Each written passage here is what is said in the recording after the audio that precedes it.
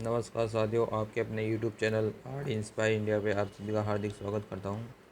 आशा करता हूँ कि आप सभी सकुशल होंगे। आज अपन राजस्थान गवर्नमेंट के अधीन एक न्यू नोटिफिकेशन आया है, पशु परिचर सीधी भर्ती 2023। अच्छी वैकेंसी है।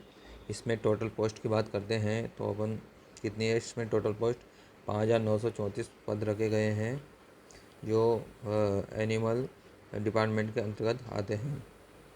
ठीक है, इसका पूरा अपन डिटेल एनालाइज करेंगे। इसका पूरा नोटिफिकेशन में कि क्या क्या योग्यता है, क्या सिलेबस है, कब ऑनलाइन फॉर्म भरने हैं, क्या पेमेंट रहेगा इसका, और क्या इसका आवेदन फीस रहेगी, कैसे रजिस्ट्रेशन करेंगे, इसके बारे में पूरा डिटेल एनालाइज किया जाएगा हमारे माध्यम से।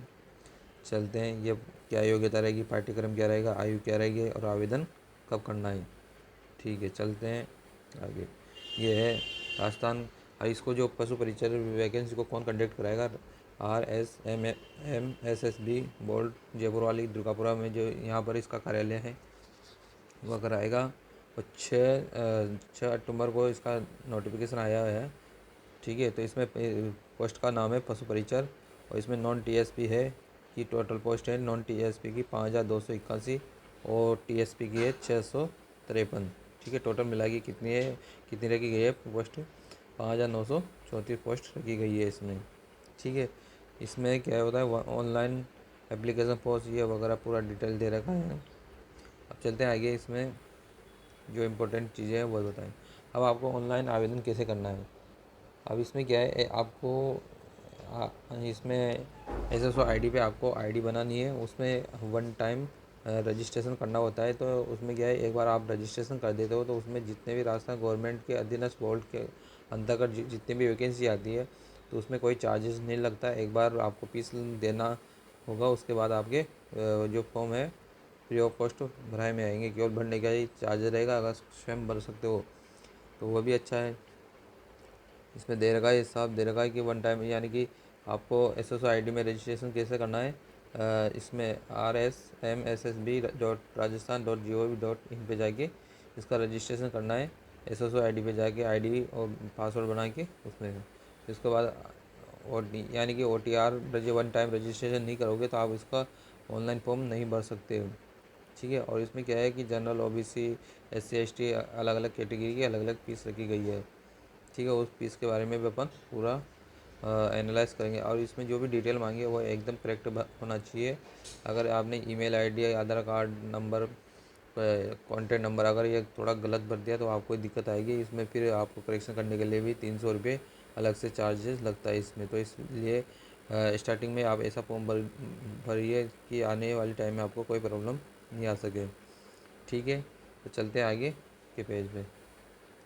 अब चलते हैं, इसमें क्या है कि आपका पूरा डिटेल है कि SC वालों की कितनी पोस्ट है, ST वालों की कितनी है, EWS की कितनी है, ये पूरा वगैरह दे रखा। अभी अपन बात करते हैं कि नॉन TSP में जनरल की बात करते हैं तो 1,334 पोस्ट तो मेल की है और फीमेल की है 381 और विधवा की है 152 और 28 है तलाकशुदा वालों की। ठीक है, तो ये तो हो गया जनरल का क्राइटेरिया। और SC की बात करते हैं तो सामान्य के लिए 586 पोस्ट है और लेडीज़ के लिए 168 है। उसके बाद है विधवा के लिए है 67 और डाइवोर्स के लिए 18 ये। और ST की बात करते हैं तो 440 तो पोस्ट है मेल की और फीमेल की 128 और विधवा की है 50 और डाइवोर्स वाला की है 12। इसी प्रकार OBC की बात करते हैं तो 769 पोस्ट है मेल की, 220 है फीमेल की और 88 है विधवा की और 21 पोस्ट है तलाकशुदा की। इसी प्रकार MBC आ जाएगा, इसमें भी गिवन है 185 के समथिंग है और महिला की 52 है, विधवा की 21 है और तलाकशुदा की 5 है। ठीक है, तो ये आर्थिक पिछड़ा वर्ग जो भी अल्पसंख्यक आते हैं इसमें भी पूरा दे रखा है, शहरिया के बारे में भी दे रखा है। और ये है जो भूतपूर्व सैनिक के अंतर्गत आते हैं उन्हों को पूरा दे रखा है क्राइटेरिया के अकॉर्डिंग पूरा कि खिलाड़ियों की। और इसमें दे रखा है उत्कृष्ट खिलाड़ियों की संख्या कितनी है, 105 पोस्ट है। ठीक है, और यहाँ पर ये देखो EWS की भी अलग से सीटें रिजर्व रखी गई है। तो सब कैटेगरी वाइज सबका अलग अलग कोटा मेंशन किया है इस बार। ठीक है, ये आप अच्छी तरह देख लेना। मैं इसको रफली कर देता हूँ, रब को हटा देता हूँ, तो आपको एकदम क्लियर दिख जाएगा इसमें जो। ठीक है, अब चलते हैं कि स्लाइड नंबर 5 पे। अब इसमें वेतन की बात करते हैं, तो वेतन भी अच्छा रखा गया है। इसमें बोल रखा है गवर्नमेंट के माध्यम से, तो राज्य सरकार द्वारा देय 7वें वेतन आयोग के अनुसार पशु परिचय का वेतन पे मैट्रिक्स लेवल 1 निर्धारित है। परिवीक्षा काल में मासिक नियत परिश्रमिक राज्य सरकार के आदेशानुसार दे रहेगा। सीधी भर्ती में ये वगैरह दे रखा है, सब दे रखा है, यानी कि जो भी आपको अलग वैकेंसी में मिलते हैं वो सब पूरा 2 साल तक आपको फिक्स वेतन मिलेगा। उसके बाद आपका जो भी DA वगैरह वो अकॉर्डिंग टू वैकेंसी के मिलेगा। अब बात करते हैं पात्रता एवं शैक्षणिक योग्यता। पात्रता एवं शैक्षणिक योग्यता रखी गई है, इसमें मिनिमम आपको 10th पास होना चाहिए और हाइस्ट कितनी भी हो उससे कोई लेना देना नहीं है। और आपको देवनागरी लिपि में लिखी हिंदी में कार्य करने का ज्ञान और राजस्थान की संस्कृति का ज्ञान होना जरूरी है। अगर इसमें एलिजिबल नहीं हो तो आप इस फॉर्म को भी नहीं भर सकते। और इसमें दे रखा है कि मुख्य परीक्षा में उपस्थित होने से पहले जहाँ लिखित परीक्षा हो सकता के दोनों चरणों के माध्यम से चयन किया जा सकता है। तो इसमें इंटरव्यू वगैरह तो नहीं है, आपको इसमें केवल एग्ज़ाम देना है। एग्ज़ाम जो क्वालिफाई होगा तो मेरिट के अकॉर्डिंग आपका सिलेक्शन हो जाता है इसमें। ठीक है, अब चलते हैं नेक्स्ट स्लाइड में क्या देगा। अब इसमें राष्ट्रीयता की बात करते हैं कि वो वही जो पूरे नियम है, वो भारत का नागरिक होना चाहिए, नेपाल का प्रजनन हो या नहीं, भूटान का प्रजनन हो, ये सब वगैरह फॉर्मेलिटी टाइम में है, तो इसमें कोई इतना इशू नहीं है। अब इसकी एज लिमिट की बात करते हैं। एज लिमिट क्या होती है कि आवेदन को 1 जनवरी 2024 को, ये बहुत अच्छा दे रखा है एज के अकॉर्डिंग भी, कि 1 जनवरी 2024 को कैंडिडेट 18 वर्ष का होना चाहिए और अधिकतम 40 वर्ष से कम होना चाहिए। ठीक है, वो कैंडिडेट इसमें अप्लाई कर सकता है। और दूसरी बात ये है कि अधिकतम सीमा यानी कि कैटेगरी वाइज क्या क्या छूट रही है। इसमें SC ST OBC और MBC SBC यानी कि जो कि राजस्थान के निवासी है पुरुष वालों को 5 साल की छूट मिलती है, यानी और कैटेगरी को इसमें 5 ईयर का रिलेशनशिप मिलेगा था आपको। और जनरल महिलाओं के लिए कितना साल की छूट है, 5 साल की इसमें। ठीक है, और SC ST OBC MBC SBC वगैरह की जो भी राजस्थान की मूल निवासी लेडीज़ हैं उनको 10 साल की इसमें छूट मिलती है। ठीक है, तो ये बहुत ही अच्छा इम्पोर्टेंट बोर्ड के माध्यम से रखा गया है, बहुत ही तारीफ काबिल के है। अब चलते हैं अपन नेक्स्ट स्लाइड में।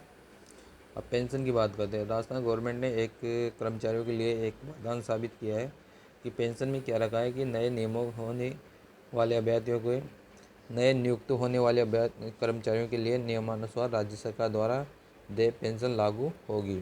ठीक है, जो स्टेट गवर्नमेंट ने जो अभी नियम संशोधित किए हैं उसमें बताया गया है कि जो भी नई कर्मचारियों की नियुक्ति हो रही है तो इसमें आपको पेंशन भी दी जाएगी।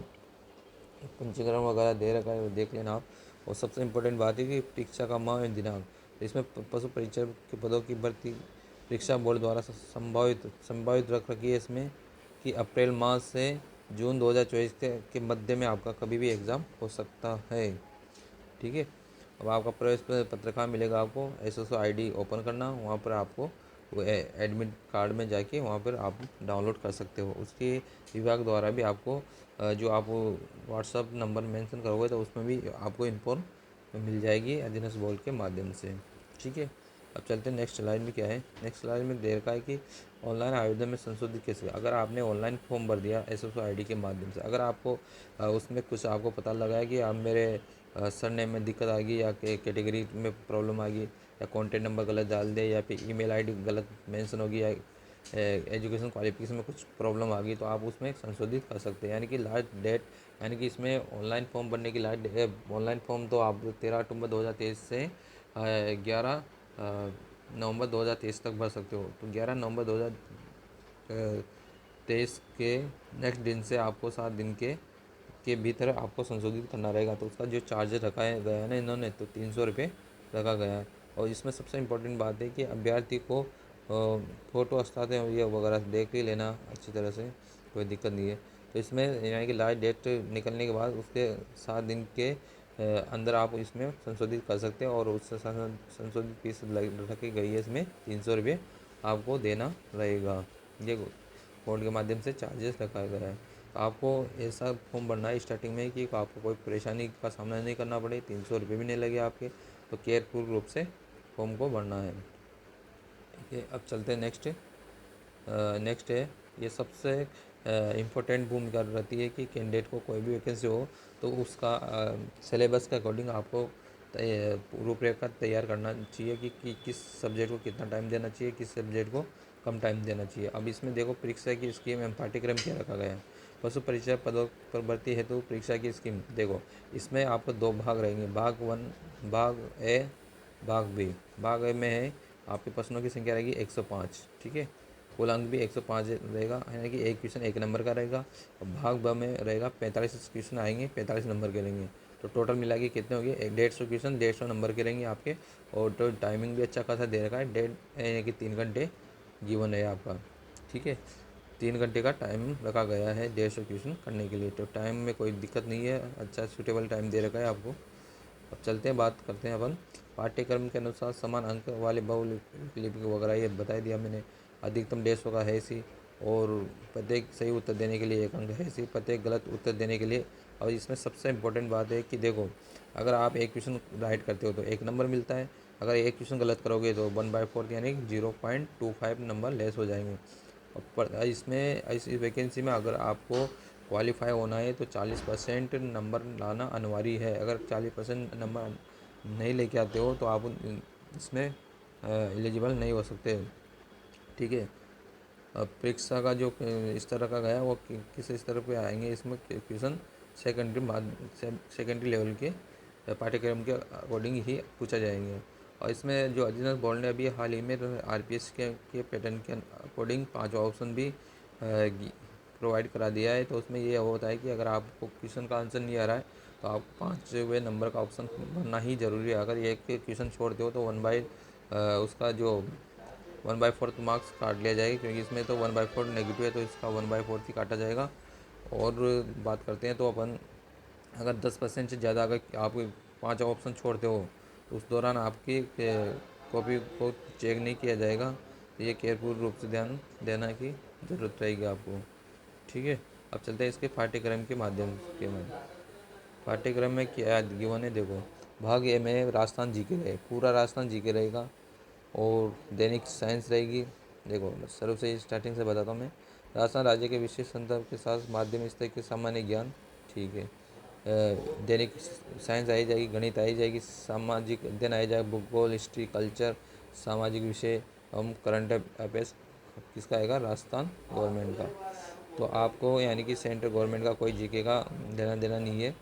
और पार्ट ए में तो ये आएंगे, कितने का आएगा, 105 क्वेश्चन आएंगे, 105 नंबर के। अब पार्ट बी की बात करते हैं तो इसमें जो भी पशु पालन से संबंधित जितने भी क्वेश्चन है इस पैटर्न है सिलेबस का वो पूछा जाएगा। देखो इसमें दे रखा है पशुओं की प्रमुख देसी नस्लें, कृत्रिम गर्भाधान, बधियाकरण, संकर प्रजनन, दूध दोहन, दूध उत्पादन, यानी कि जो पशुपालन से संबंधित जितने भी के प्रकार के यहाँ की टीका कैसे लगाए, भेड़ बकरियों का स्वास्थ्य कैलेंडर क्या होता है, ऊन, मांस, दूध, अंडों का देश एवं राज्य में उत्पादन कैसा होता है, दूध में कितना योगदान है राजस्थान का, ये सब पूरे पशु मेले, पशु गणना वगैरह सब आपको डिटेल दे रखा है। तो इसको एक बार आप स्टडी कर लेना।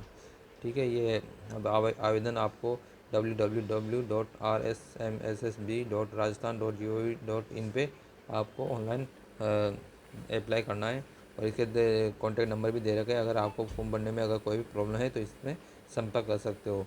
तो आशा करता हूँ कि आपको हमारे माध्यम से बताई गई पूरी जानकारी आपको समझ में आई होगी। अगर कुछ भी प्रॉब्लम है तो हमारे कमेंट बॉक्स में आप पिन कर सकते हो, तो उसका प्रॉपर रिप्लाई दिया जाएगा आपको। ठीक है, इसी के साथ हम आज की क्लास को यहीं विराम देते हैं। ठीक है, ऑल द बेस्ट।